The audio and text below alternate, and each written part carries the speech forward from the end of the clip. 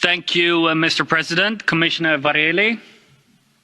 You stand accused of sending a blasphemous text. You protest, but I'm illiterate. The verdict, guilty. Sentence, death. That verdict befell Shagufta Kozer and Shafkat Emanuel, a Pakistani Christian couple, and they have been on death row since 2014. Shafkat's health deteriorated, fell into a coma, and was denied proper medical attention. Is this Pakistani justice? To let them die in prison and orphan their 4 children? That same year, a mob lynched another Christian couple. They were stripped, paraded naked, and savagely beaten.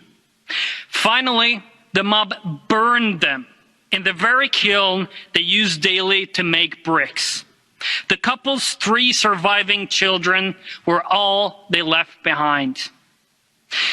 Pakistan's Prime Minister, Imran Khan, rather than defend his citizens' human rights against false accusers or reform its barbaric blasphemy law, equated denial of the Holocaust, a genocide, to criticism of Islam's prophet.